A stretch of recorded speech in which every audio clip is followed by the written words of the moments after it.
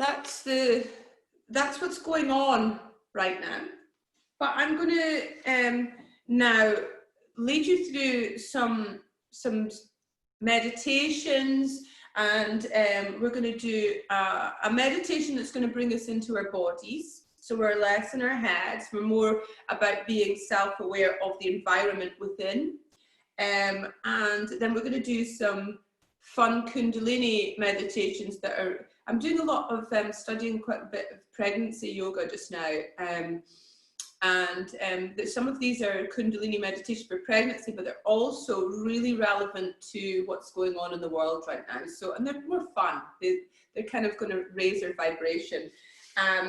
And then we're going to go through some of the asanas from each type of asanas, from each category, and what the Sanskrit is and how to perhaps speak through it, because this is the thing about online teaching and having to do this instead of showing and demonstrating and adjusting.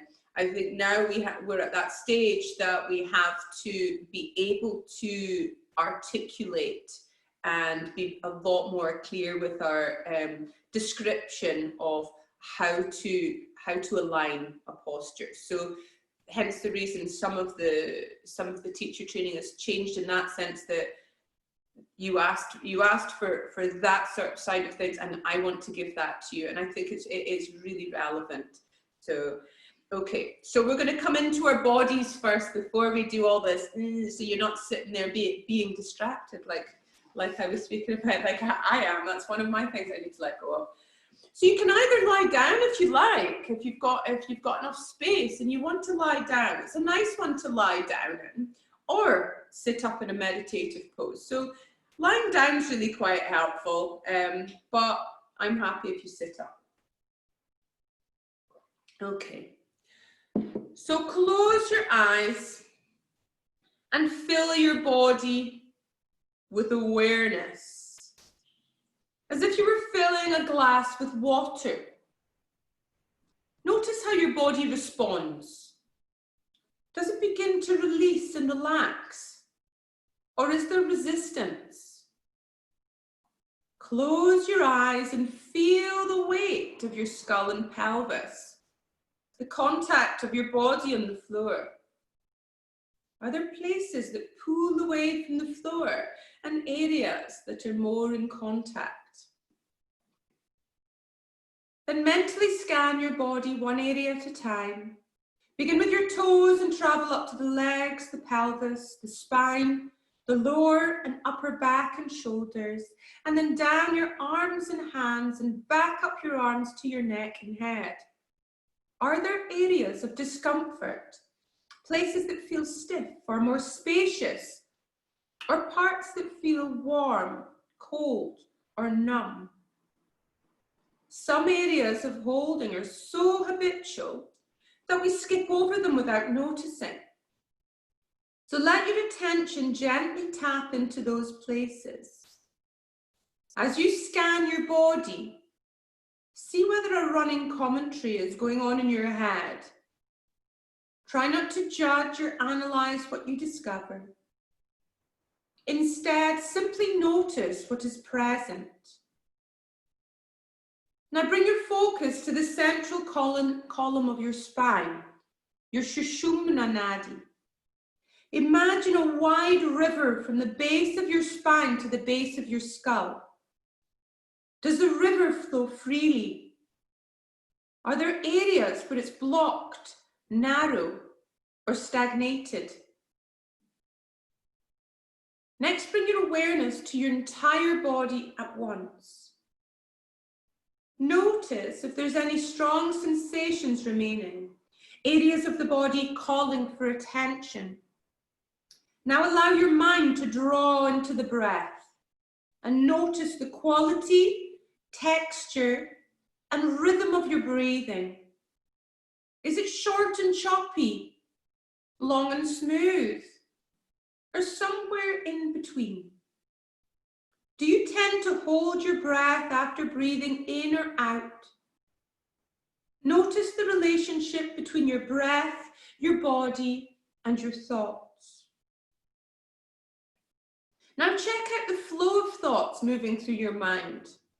Do you have a perpetual to-do list? Are you rehashing some conversation or planning the future? Are you spacing out, or do you feel sharp and clear?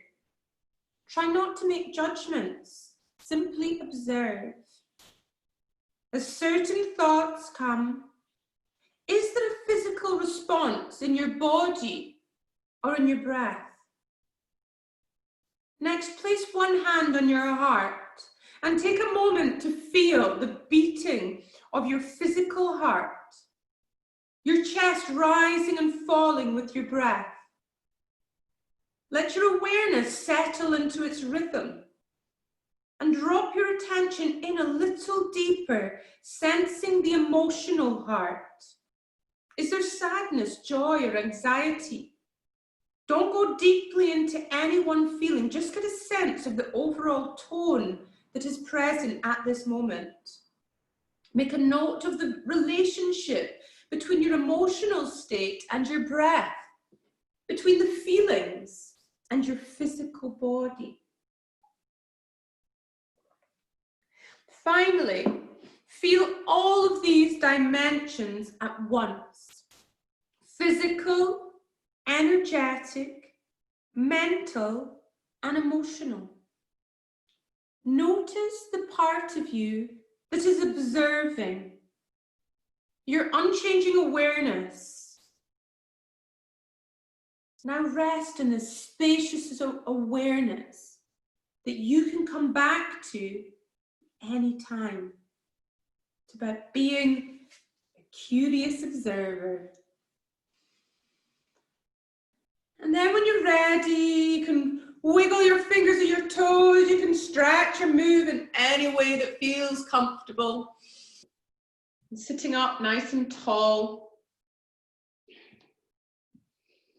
Okay, so it's just a good way to start when the energies are all over the place, just really coming into your body and really connecting with all these parts.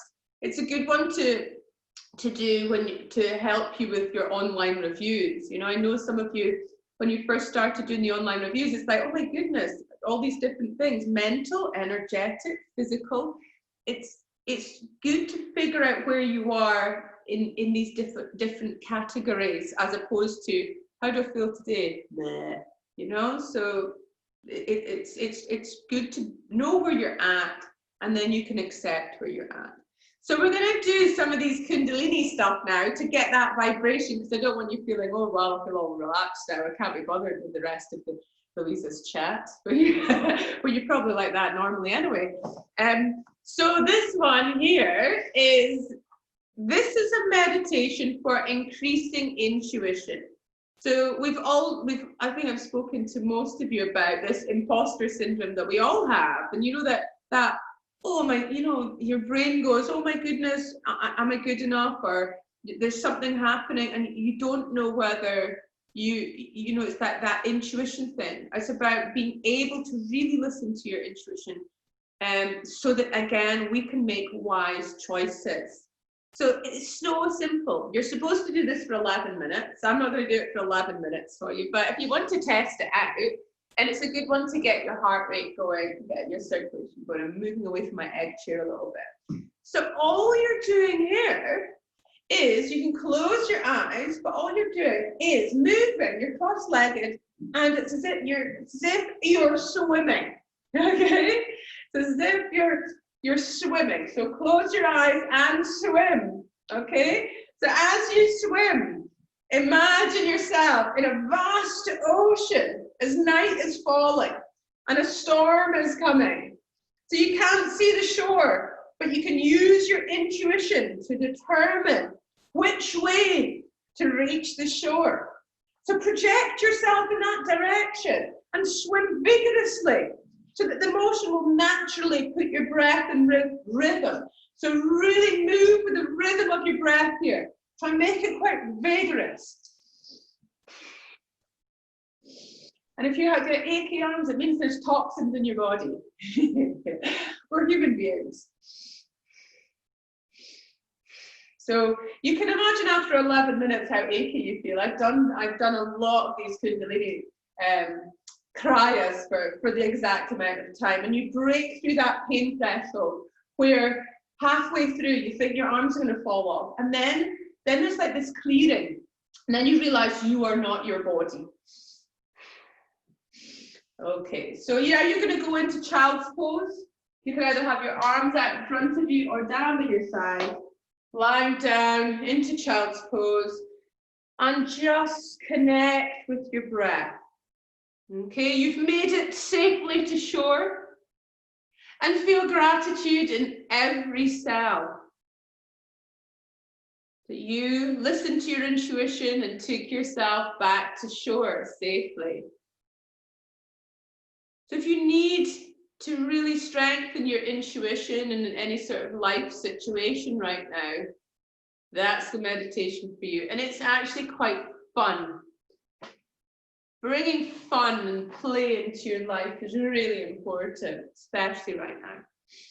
Place your hands at either side of your head and gently push yourself up. So the next one we're going to do is a meditation for leaving fear and welcoming the challenge. Okay, exactly what we need right now. This is also a meditation for preparing for birth, but none of us are doing that right now, hopefully. So this is about leaving fear, welcoming the challenge. This is what we're all doing just now. There's a lot of the collective consciousness just now is fear-based, and we need to leave that, welcome the challenge, change the mindset, and be open to the opportunities that are there within us. If we're too fear-based, we're not able to see the opportunities. So this one's really quite simple as well, and you're doing it with your breath. So your hands are out like this. Go like this, yeah.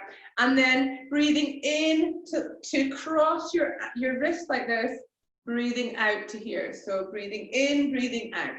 You can close your eyes if you like.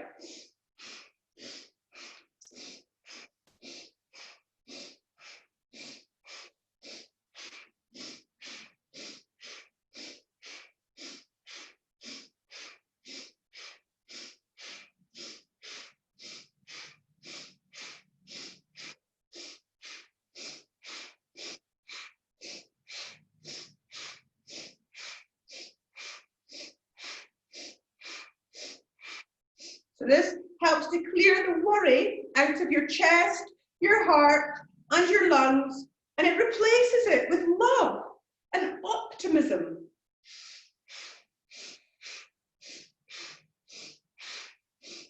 And then placing your fingers into Gyan Mudra, close your eyes, shoulders back and down, smooth out the breath, go of any tension. And again, breathing gratitude into your heart center.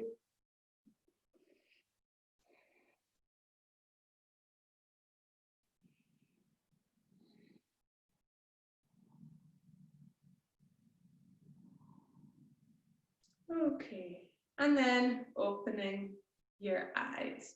Okay, so we're ready, I think, to chat about the asanas. I need to move so I can so you can see a bit more here. Let's see. I think that's a bit better. I've not got a yoga mat out, but that's okay.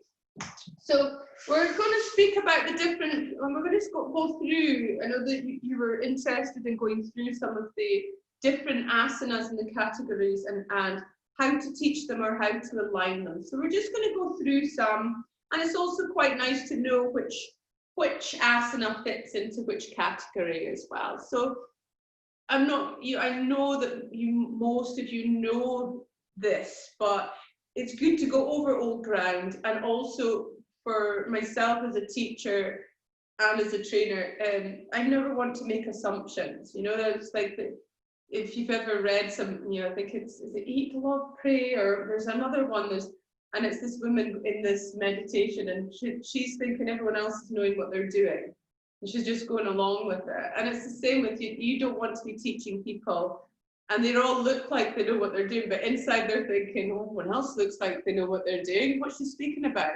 You know, so that's where I'm at with you guys. So it's like, I'm aware that you probably know, but let's go through it and then at least we're tying up loose ends. So we're starting with forward bends. So one of the forward bends that you wouldn't maybe associate as a forward bend is Apanasana. So Apanasana, it can be standing, so you're taking your knee to your chest, or it can be lying down. So it doesn't matter. I'm not going to lie down so then you won't see me. So it doesn't matter whether you're lying down, standing up, or sitting down with these. It's about what's happening with your spine. This is the way that you would categorize it. So Apanasana could be supine. You can do it standing, or you can do it sitting. It's called knees to chest pose. It's also known as wind release pose. Okay, so if any of your students suffer from trapped wind, it's good. And I teach children, a lot of children, because of their habits of eating, loving McDonald's and crap like that. A lot of children end up with trapped wind and pain in their bellies. So Apanasana is a good one for them. So is Shalabhasana, or anything on their bellies that releases it. So Apanasana is good for the third chakra, Manipura chakra as well. Okay, so it's like helping to stimulate that. I must be doing something to do with my Manipura chakra because I've got yellow on today, I've just realised. So another forward bend is Chakravakasana, so cat pose. When we're on our hands and knees, I'll have to go far away here, and then you're sitting back like this and coming back up. So this is a forward bend, Chakravakasana, and it's good for the second chakra, so Svadhisthana chakra. So working with Svadhisthana chakra right now, which is the color orange, I normally would say it's your joy in life, your sexuality, your emotions, your creativity. It's also associated to change because it's emotions and it's water-based. Change is related to that, and just now there's so much change going on, especially with this lunar eclipse thing.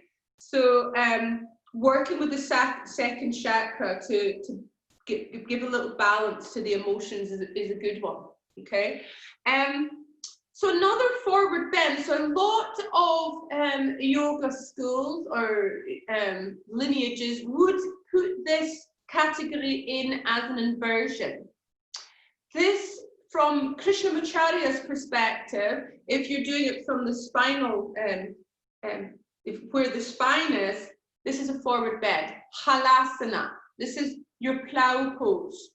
Plow pose, and remember I demonstrated how to teach plow if anyone has neck issues, and with me having neck issues, I practice it that way. So remember, you dip your hips so your feet are still directly above your head, so there's no pressure on the cervical spine, or there's less pressure. So that helps to balance the third and the fifth chakra.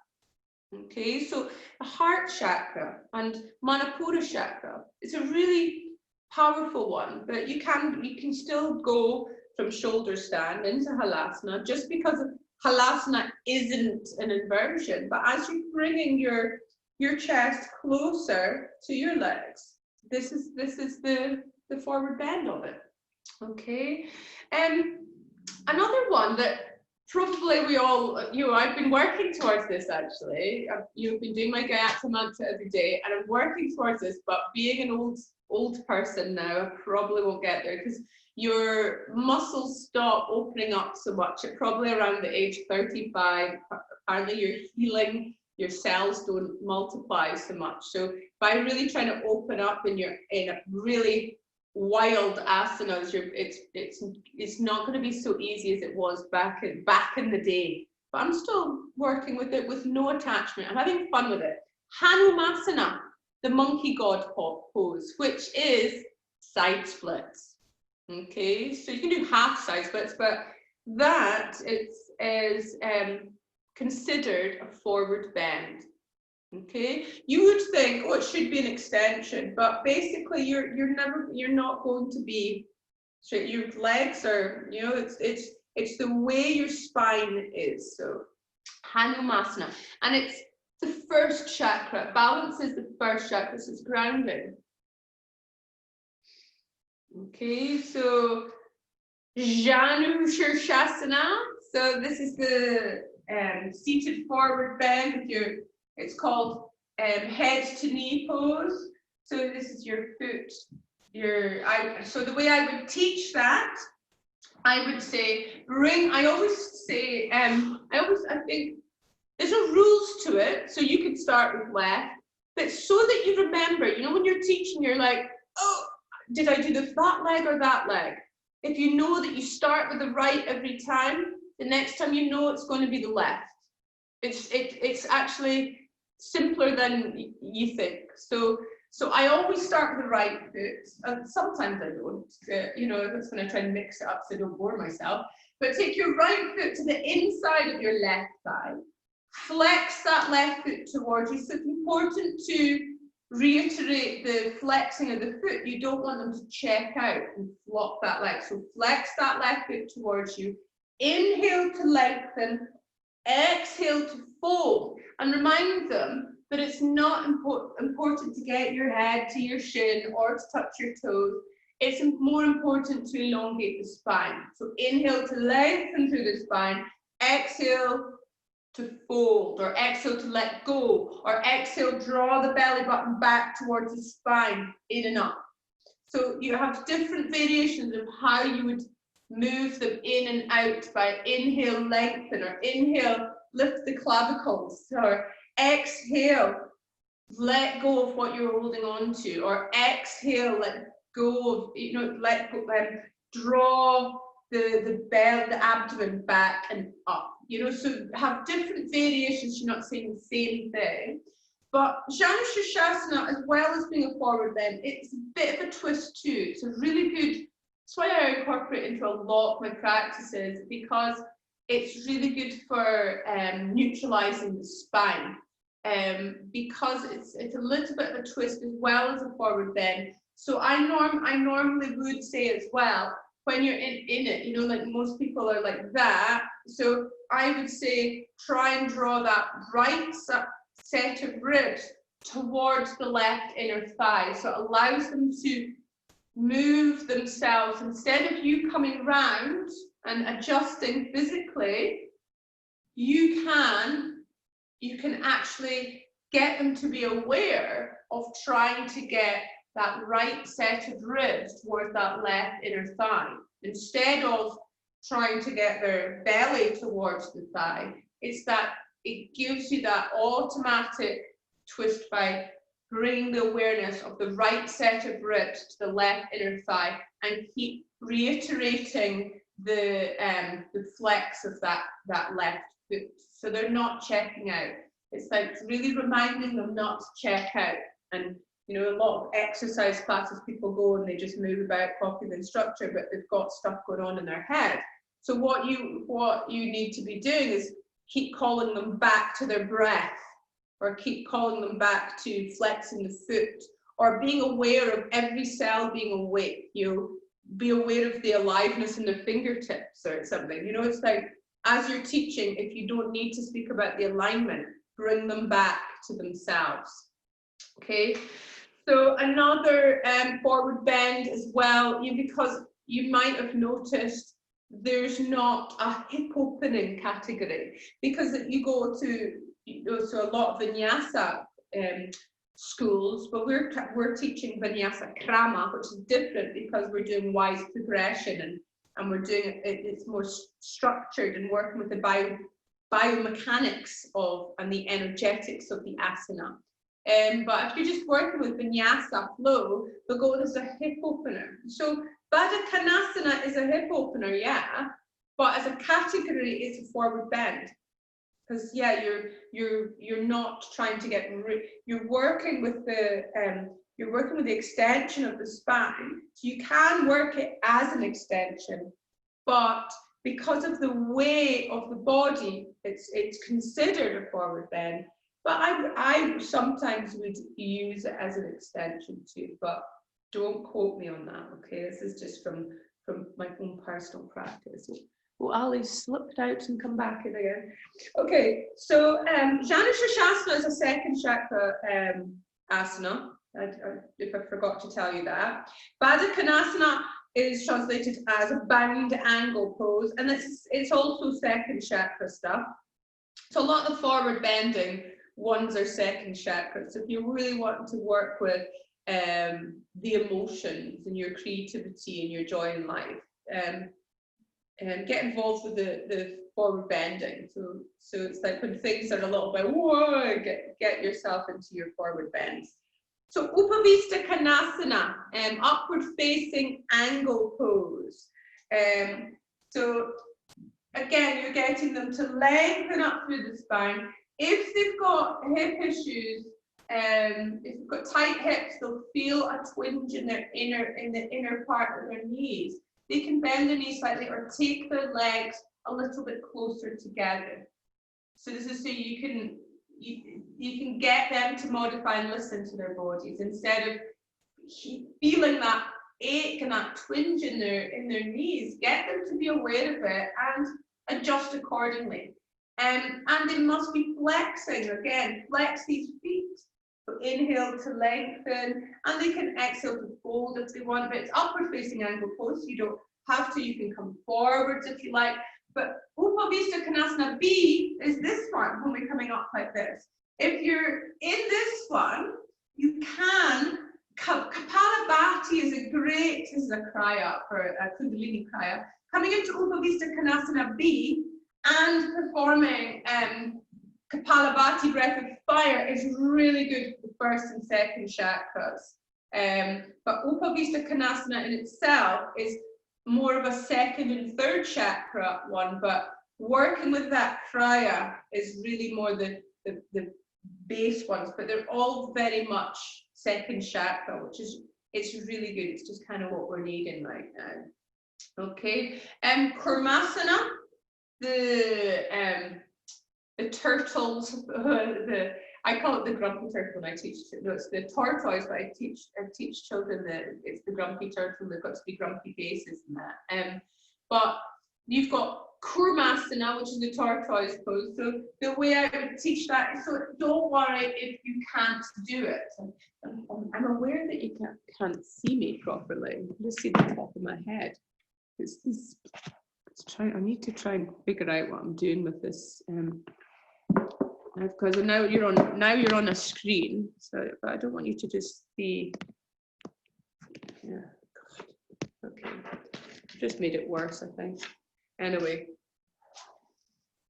so you're gonna come to seated position, and even if you can't do it, still teach things. So it's about releasing your ego. Remember, so you're lengthening through the spine, and then you're doing it in stages. So this is Kurmasana. So you're taking your arms up to the sky, you're folding forwards, and then if that's where they're at, that's fine. Or you're getting them to take their arms underneath their legs. And if that's where they're at, get them to breathe and breathe acceptance into where they are. But then they've got to try, if it's available, take your arms back a little bit and then aim to straighten. I'm sure that you can just see the tip of my head there. You're aiming to try and straighten the legs and come down. Okay, so teach that one in stages, and if you can't do the last stage, that's okay. So speak to it in stages, speak to them in stages, but speak them through the last stages that you're not able to do. Last night in my Zoom class, I taught my nemesis pose, the fire log, the double pigeon. And you know, it actually, you could see the delight in everyone's faces, how rubbish I was at it. So it helps your students feel better, which is their egos too, but it doesn't matter. It's all good. So yeah, so remember not to just teach your amazing poses that you're good at, or the ones that make you feel good. Like, just be able to know how to articulate a pose that you can't do. So then there's Supta Karmasana. So I would teach Karmasana, and then I would say, right, then we'll move into Supta Karmasana. So Supta Karmasana would be you're taking your arms down and through, and then your aim is to try and get your feet together, and then you're trying to get your arms behind your back.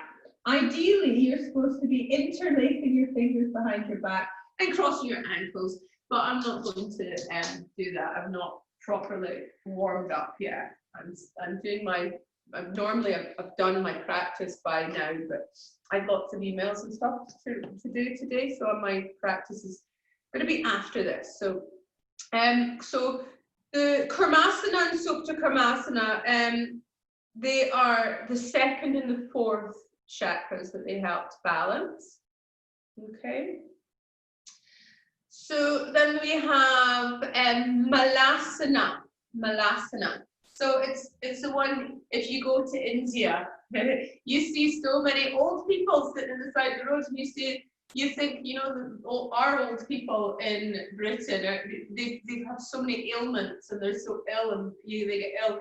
But the old people in a lot of the Asian countries, you're in like Vietnam and Malaysia and Asia, all the old people, they're babysitting the tiny babies, they're crouching down like this. So they're used to sitting like this, and it actually means there's so much more circulation going on. They're really working with their spine.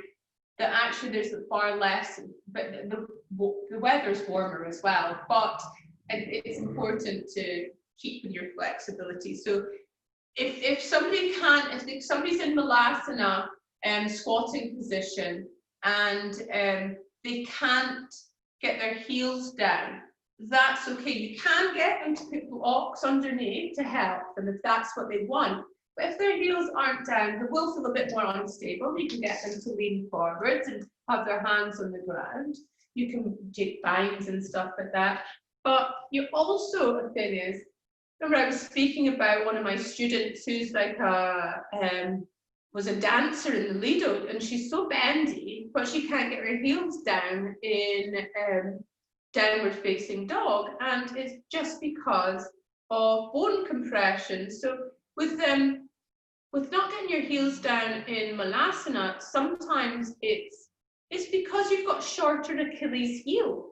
So some people have longer Achilles heels. You know, you see now you're working with you understanding your body. You notice other people's bodies, that it's very much that you notice that some people have got really short legs, some people have long legs, long bodies, short arms. So you'll see your students have different capabilities. So it doesn't make you a bad yogi if you can't get your heels down in Malasana. Just, it's all good, you know. So and I also like to, Malasana is a good transitioning pose. If you're coming from, say, on your belly, and I know from you guys practicing with me, you'll see that I do that.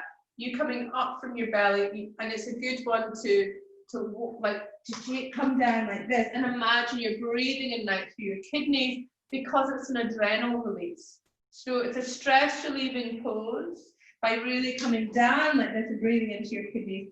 But also if you're coming up from being in your belly and then you want to sit down and transition into Navasana or your forward bend, or ideally, if you want to move into forearm balancing segment in your practice, transitioning into Malasana is a really, really good, you know how I've said that downward dog's a great transitioner, so is Malasana if you're on the floor.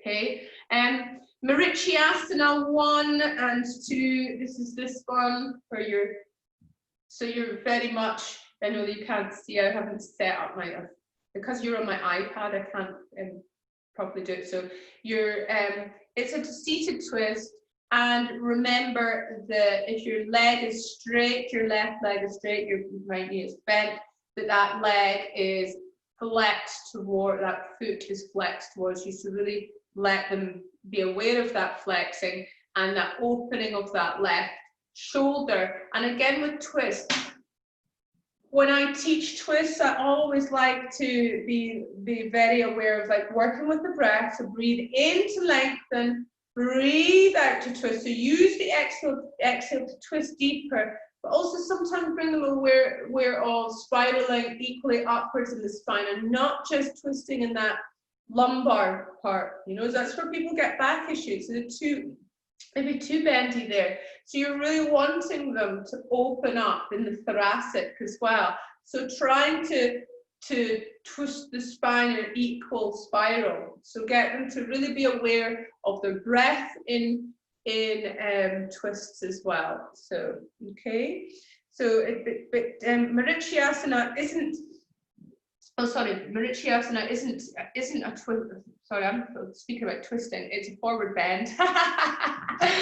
But if you're wanting to make it into a twist, you can. But otherwise, it is a forward bend because obviously your belly is coming down towards the thigh. You're flexing that left foot towards you. But I got carried away with twists. But you can make it into a twist if you want. I was just getting all carried away with oh, I can sequence into here. So this isn't sequencing we're speaking about. This is the categories. So Malasana is the second chakra, and Marichyasana 1 and Marichyasana 2. So it's called a forward bending twist. So it is a twist, just like Janu Sirsasana as a twist. But Marichyasana 1 and Marichyasana 2, as well as being a twist, and really it's a good one for massaging your internal organs as well. So anyone with digestive issues, and some like issues like IBS and things like that, it's related to anxiety as well. So any sort of anxiety driven stuff. Okay, stop doing that. So second and fourth chakras. Okay, so Marichyasana, forward bending twists. And Hasta Padangusthasana. So Hasta means hand, remember? Pad means extended hand to big toe pose. So this one is a forward bend. See, you've got your body coming towards here. So that is so it's extended hand to big toe. Pada is foot or toe, and Hasta is hand. Okay, so it balances the second, the fourth, and the fifth chakra. And then lying down, the Supta Padangusthasana, this one is also a forward bend. Okay.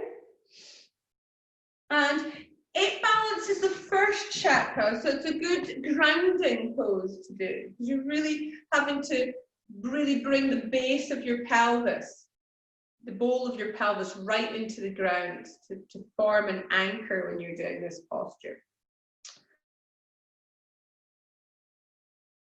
Is also forward bend. Navasana is boat pose. So I don't need to demonstrate that, so you all know that one. But just in case, don't want to make assumptions. Third chakra, okay, that's the Manipura. As you know, you can really feel it firing up.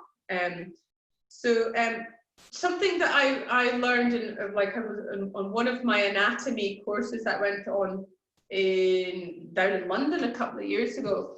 So it was functional anatomy, and it was really interesting. There was different muscles that you could massage and relax, which would help other muscles really fire up. So if I know that a lot of my students, and me too, don't feel like your core doesn't fire up. You can't get that, it's almost like the firing up of Uddiyana or something, but it's just that getting your abs to switch on.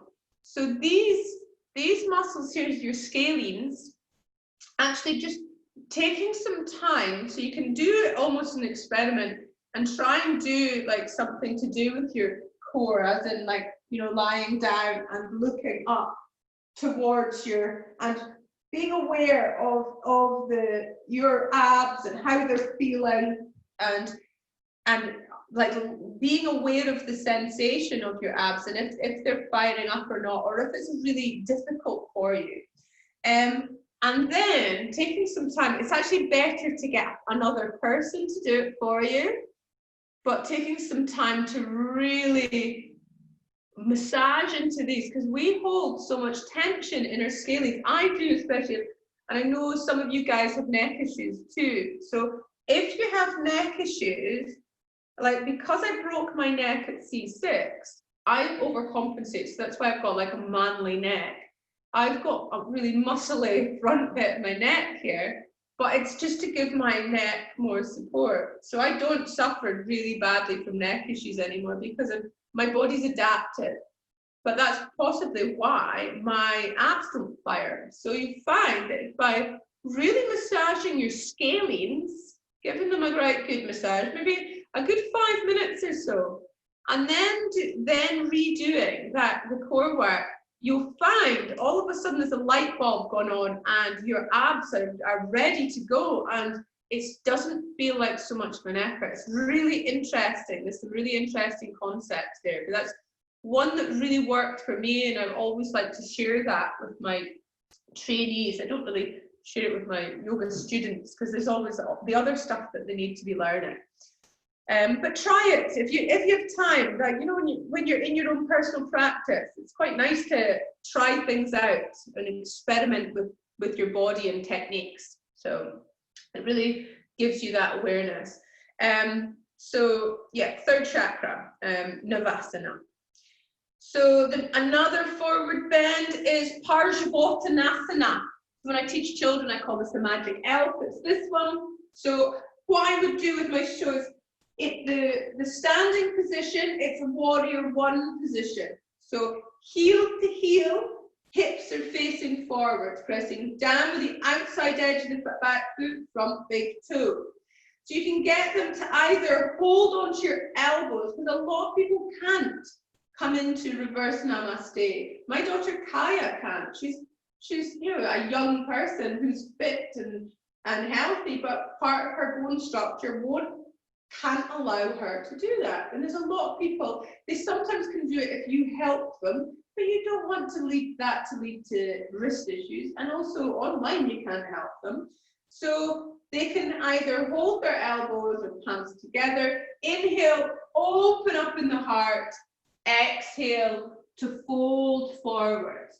So again, bringing them into breath awareness, inhale, lengthen through the spine, exhale to fold. You can get them to maybe be aware of breathing into that back hamstring, the one that's pulling as well. So when they're in a static pose, really reiterate the breath so they can breathe into any dark spaces.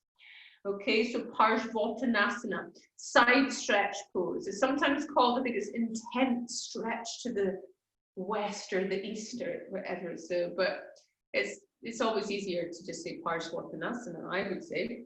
And Ardha Parsvottanasana, so that is, Rod Stryker does a lot of this one. So again, you have to have your arms at the side of your ears, you're inhaling up. So it's a really good one to do. It's a half side stretch pose. But they both work different chakras. So even though they're very, very similar, they work different chakras. So Parsvottanasana is first and second chakra based. But Ardha Parsvottanasana, remember Ardha means half.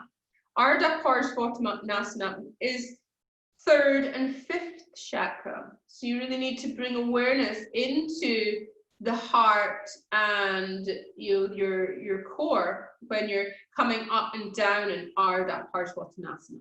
Yeah. So you would take it for granted because they've got similar names and you're almost doing similar things. But if you're halfway there, you're needing to do different things. Okay. Moving into Paschimottanasana, seated forward bend. I don't really need to speak you through how to go into a forward bend, but I can show you a little technique here.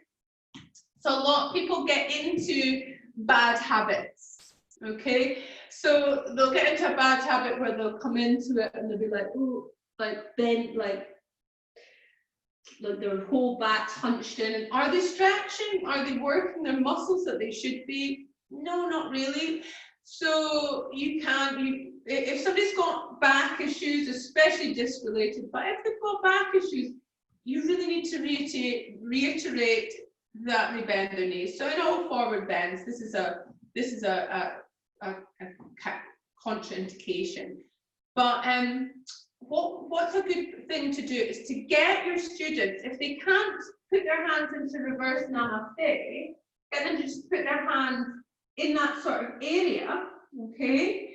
And inhale to lengthen and exhale to fold. So they won't be able to get as far as they normally would in their forward bend, but get them to bring awareness to where their hands are, and that you're stopping yourself from rounding or getting into a bad habit.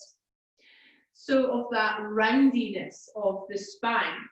Inhaling to come back up, and then get them to do it without that, and bring awareness to where their hands were, and you'll find it helps to break naughty habits in Paschimottanasana. Even try it yourself today.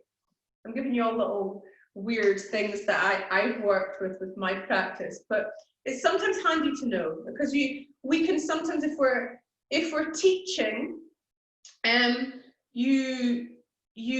you're very, very aware of your students, and you stop being so aware of yourself. So you need to, when you're in your own practice, you need to really come back into the awareness and be aware that you're not in bad habits. So that's why you should still have a teacher, so you don't get yourself into habits, even if you are a teacher yourself. And a lot of my graduates or trainees have asked me, you know, when you're teaching, is that considered personal practice? No, you should always still have your personal practice, even if you're teaching like 5 classes in a day. It just means you adapt your practice. Now you wouldn't do, I'm doing an hour's like quite powerful practice recently, just because I have time, I'm really in my body, and I'm not teaching so much physical stuff. I'm normally teaching, driving everywhere. I normally will do about an hour's asana practice, but it's less like really, I'm really incorporating the inversions and stuff like that. So you need to be able to adapt, you know, understand your body, but don't give up your personal practice. Just because you're teaching asana doesn't mean you've done your practice, because you're not present within yourself when you're teaching. You're present, but you're present being aware of others. You need to really come back into yourself and have a personal practice, especially when you're a teacher, okay? And it helps you step out of your own way and not take things that are happening personally, because if you do your practice, you're more settled within yourself and you're more self-aware. So you're not in your ego, and because there's a lot of people will come to you with things going on, and they need yoga to help them heal, and they're not so self-aware, and they're not aware that some of the stuff they're saying or doing might be a projection, and it's not really their fault. But you can be aware that yoga brings things up for people, and it's not about you at all. You're just there to hold their space. So by doing your daily practice and doing your meditation, you can hold your own space enough that you've got your bubble of your protection, in a sense, okay? So Paschimottanasana second is second chakra. So Ardha Padma Paschimottanasana. So Ardha means half, Padma means lotus. So half lotus Paschimottanasana, you probably can't see. And the reason I've got bone compression, tight hips for a yogi, so they're not tight, it's not necessarily my tensile, my ball and socket joint won't allow me to go into full lotus, but I find it okay to come into half lotus. Why is that? Well, it's because I've got really bendy ankles. So so I was speaking about one of my students who can't get her heels down, in down dog, you see the different ratio of your ankles. Hers are so, like, the bone compression in her ankles is she doesn't get much movement. She's really bendy in so much other places in her body more than others, but her ankles joints are really compressed, whereas mine are really open. But if you've got really open ankles, it means that you go over them, especially if you wear high heels. I've torn my ligaments in my foot wearing high heels. That was in an office, so I've not injured myself really practicing yoga, but working in an office I did, because I wore high heels. so you didn't need to hear that. But anyway, Ardha Padma Paschimottanasana, it's working the first and the second chakra. Okay, half lotus, forward seated bend. So, and the same with Ardha Baddha Padma Paschimottanasana. That's the bound half lotus. So that's when you take your arm back and you take hold of the foot. I'm not going to demonstrate that, so I don't think you need me to.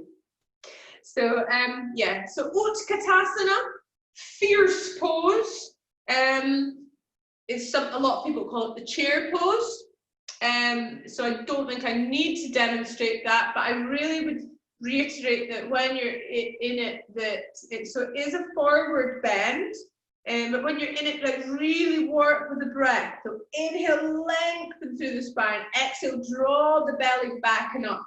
This is a great pose to really get them to work with inhaling, lifting the clavicles. Exhale, draw the belly down and up. So really work with what your body needs to do with the breath.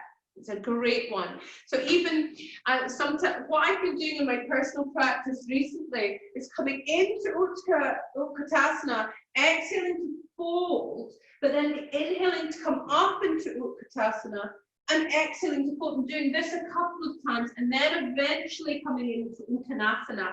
It's really allowing me to connect to my breath. It's really allowing me to come into my body in a way that's quite powerful. Yeah, so I can recommend that, and that's just something that I've been doing recently in my own practice. So Uttanasana, standing forward bend. Did I tell you what so Utkatasana is first and second chakra, just in case I forgot to tell you. My memory's going, being an old grandma and all that. So Uttanasana, standing forward bend. We all know about that one. So with some of my students, so I've got some like pensioners that are really quite stiff, or people with like fibromyalgia and stuff like that. So you can get them to bend their knees. And a nice one to help them get deeper is to hold on to their elbows and just, they can even lean their chest on the top of their thighs. As long as there's no tension in the jaw, the shoulder, and you can even get them to nod their head yes and then shake the head no. So just allow them to get out of themselves. And even a good way of describing it is I sometimes like to say in Uttanasana, to allow your torso to flow over your body like a waterfall. You know, I can't remember where I heard it, but when I was in the practice, and my teacher at the time said that to me, it really allowed me to move into it in a deeper way. So I use that quite a lot, actually. You've probably heard me say that. You're like, oh God, here's one of her sayings. So all teachers have their little sayings. And you'll find some of your bendier people, well, you can get them to hold on to their elbows and gently draw their arms down. So just really allowing them, they can bend their knees, but it really gives you that bit more of a bend. And then you can also, another way of really getting them into Uttanasana as well is getting that nice stretch along the back of the hamstring. Is taking the awareness. It's like so many people, because it's fear-based, they don't want to fall on their head. All the weight is in the heels. By getting them to redistribute the energy so that it's equally in the in the front, so the four corners of the feet, they'll suddenly feel that where they're supposed to feel it in their hamstrings as well. Okay, and another like variation as well, if you're really wanting to work with different variations, the Ashtanga version is placing your hands underneath the feet, the toes are touching the wrist creases, they can bend the knees, but it stimulates various meridian points as well. So if you're wanting to work with opening up the channels and the nadis and things like that, and also like breaking up the monotony of doing the same. So you can have, you know, we're speaking about sequencing and segmenting. You have the same pose, but teaching it in a different way. Yeah, so last night we were in trees, we were big trees, but breathing into heart centers and then closing your eyes. Big trees with eyes closed is very different to trees like this, or sometimes I'll get them to come to fold forwards in Ardha Padma Vrikshasana. So it's just changing things up, but it's the same posture, but out in different ways of teaching it, or changing the neural pathways in the posture so you're not checking out. Okay. So, and Ekapada Uttanasana. So Uttanasana, sorry, is first, second, and third chakras. Ekapada Uttanasana, that's one-legged standard forward bend. This one. See, this is a good one. I'm not very good at doing this because again, my bone compression and all that sort of malarkey. But it's a good transition from, if you're coming from Virabhadrasana 3, you can fold forwards into one-legged standing forward bend, then take your foot down, and then inhale to come up. So that's a good transition. Okay, so that's the first and second chakra. Okay, and then Vajrasana. This is Vajrasana. I'm wondering what I just said there. Thunderbolt pose. So what you're doing here, this is the one where you're inhaling to come up and exhaling to fold forward. So I do this one with you guys quite a lot. So I do it with working with Shakti Vipassana at the time. You know, inhaling here, exhaling back, inhaling up, exhaling down. So again, it's forward bending.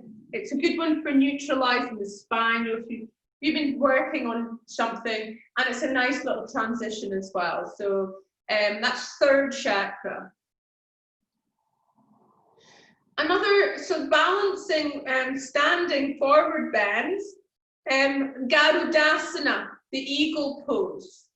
So a lot of people say, oh, do you do right or left first, or what do you do? Which one is which? And actually just try not to make things complicated for yourself. Do what feels right for you. But I always, as I said, I always start with right. So the way I would teach it is, there's some people who are really not bendy or balanced, so you can't get them to lean against the wall if they like. Especially some of my people with fibromyalgia, they come in with sticks. If they can't walk properly with that stick, they need to hold on to walls. So just tell them it's not cheating. So then you can get them to lift up your right leg and cross it over, and that might be where somebody's at. Or they can curl their leg round. So get them to engage their core, lengthen through the spine, and then right arm's going to cross over and wrap around the leg. So I normally do right leg over, and then the right arm is going under, wrapping around the leg.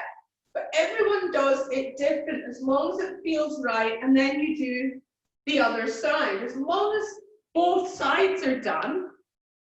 So work with what feels right for you. Don't get caught up in your head. I've seen teachers go because they're trying to figure out what's the right thing to do. They haven't quite made up their mind. Just own it. So as long as you're doing each side and you're owning it, it feels right in your body, then it's right. Okay? So Garudasana, eagle pose. first and fourth chakras. Okay, and then Utthita, Eka. So Utthita is extended, Eka is one, Pada is foot. So Utthita, Eka, Padangusthasana, standing one-footed pose. This one. Yeah. So that's first and second. And then Ardha Baddha Uttanasana, half bound standing forward bend. That's the second one. So I sometimes do that with Vrikshasana. I'll go from Vrikshasana, tree pose, and then into this one.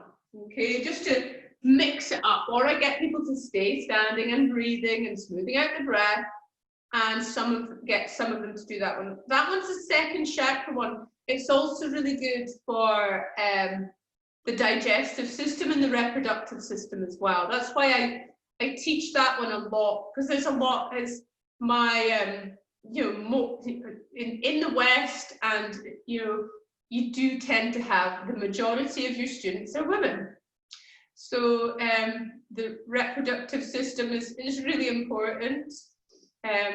Even if you don't have one like me, but it's important as a woman in different ways, because even if it's not working properly, these postures help to rebalance that area, or rebalance it with the prana, as opposed to like doing things that, well, I'm not going to go into it. I've got a lot of stuff that I'm doing just now with womb yoga and like more of the goddess kind of type of things, but and the physiological and psychological stuff. But that's another story. That's more in the 300-hour stuff. So Virabhadrasana 3. So Ardha Baddha Uttanasana, second chakra. Virabhadrasana 3, I spoke about that because it's a good transition into Eka Pada Uttanasana. Warrior 3 is first and second chakras. Okay, and then we have arm balancing forward bends as well. I love them. I love them all. Great fun. Good ones to practice at home right now while you're at home. So Bakasana, crow pose. It's second or fourth chakra. And the way I would teach it, so even if you can't do it, still teach it if you can. I wouldn't say teach it every time you teach, though, I don't. It's just, let's putting in some playfulness into, if you're working with your third chakra, but it's also second and fourth chakra stuff, but you need to really engage the core with this. But it also encourages play and confidence and fear. It releases fear too. So the way I would teach it is you get them to be aware they're in Balasana, and get them to be aware of the inner part of their knees and that top bit just above the elbows. And spreading their fingers apart and pressing down with the base of them. So really find the bandhas in your hands. Connect your hands to the earth first. Remember, you find your build your foundations before you can grow. So then the next thing is, so you get them to lift up their hips, and they can just lean forward. And even if they're not even lifting their feet off the ground, that's a stage. Okay, so get them to be aware of that, or even lift up one foot and then the other.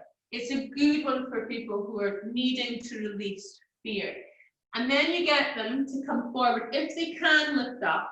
But the aim is to cross the ankles, because if you cross the ankles, you really fire up and bring that awareness of Uddiyana Bandha. Okay, so it's just the way that you would teach it in that sort of way. Okay, so and then there's Bhuja Padasana, so arm pressure pose. But it's also, so arm pressure pose, you're basically coming through and like dangling your legs. Yeah? You can see me, I'll come back a little bit. Oh. So this is chakras 1 and 2. It's quite good fun to do that one. You work with children and teenagers, they love all that sort of stuff. So you've just got all these different ones, all these different, like Lalasana, swinging pendant pose, you know, you've just got your hands at either side. Lalasana, 3rd chakra. So these arm balances, forward bends, great fun, and they're also known as forward bends. So I think what we'll do is each time we meet up as well, I'm going to go into that, because I think I've given you a lot today, and that's most of the major forward bends. So each time I see you, or I might record some of it for you so you can do it and you look at your own time. And we'll go on to laterals next time. But because it's coming up for almost your time up, I'm not going to begin another category. So we're going to end with another little thing to bring you back in, to like get you feeling nice and settled, ready to face the rest of the day. So you can come into seated position here. And this is really because there's lots of energies going around right now. I thought I would do a nice little distress tolerance practice. So this is for sensory awareness. So I think it's like they've taken the more neuroscientists and the psychologists, psychiatrists, they've taken some of these things from the ancient teachings, because it's very much yoga nidra type, but they've westernized it. But it's just a nice way of coming back into yourself after learning, and you're in your head, so that I can release you feeling good. Okay, so make sure your spine is long, your shoulders are back and down. Tuck the chin in slightly. Start to smooth out your breath.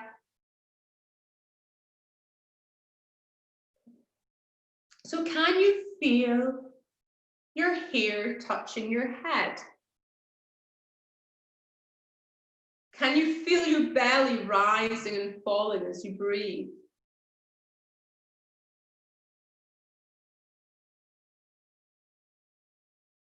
Can you feel the space between your eyes?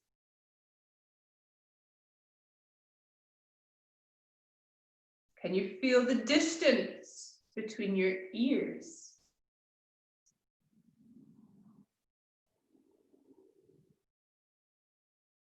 Can you feel your breath touching the back of your eyes while you inhale?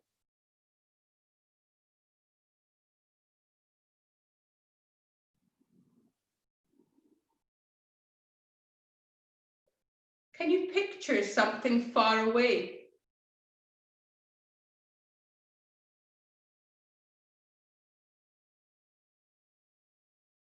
Can you notice your arms touching your body?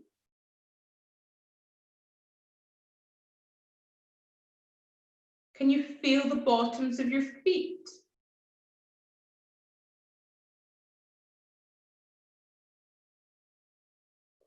Can you imagine a beautiful day at the beach?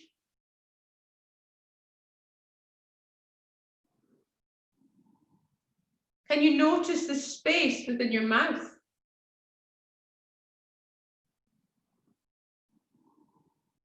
Can you notice the position of your tongue in your mouth?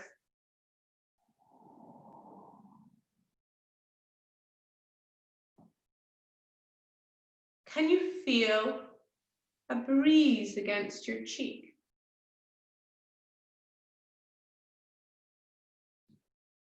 Can you feel how one arm is heavier than the other?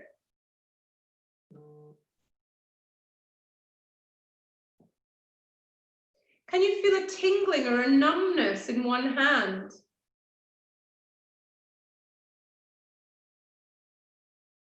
And can you feel how one arm is more relaxed than the other?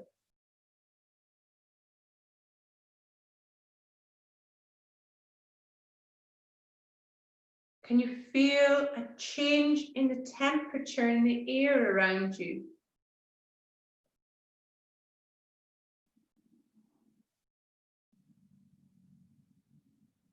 Can you feel how your left arm is warmer than your right?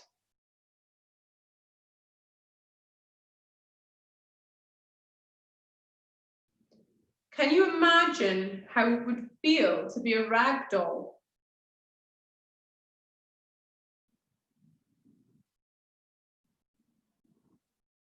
Can you notice any tightness in your left forearm?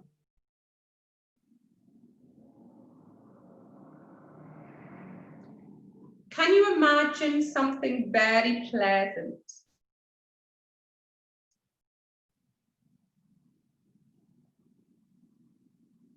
Can you imagine what it would feel like to float on a cloud?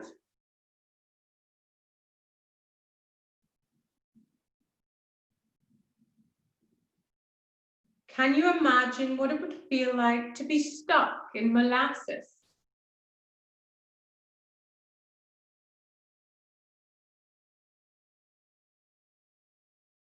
Can you picture something far away?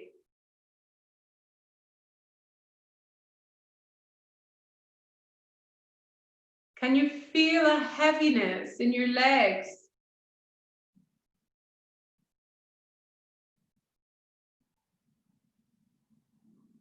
Can you imagine floating in warm water?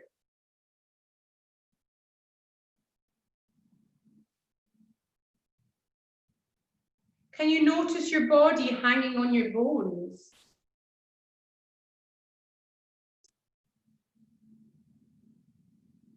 Can you notice yourself drifting and floating on a cloud?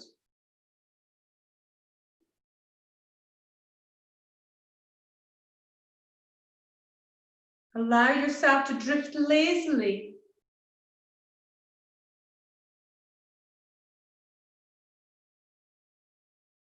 Can you feel your face getting soft?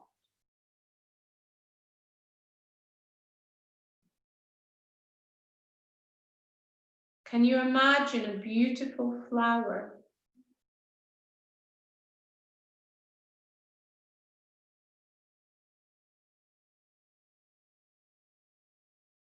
Can you feel how one arm and leg are heavier than the other?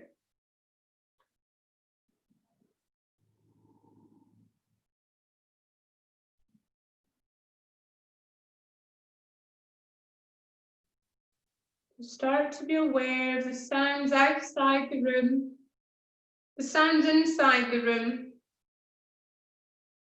Come back to your breath and where your body is, sitting on the floor. And then opening your eyes and coming back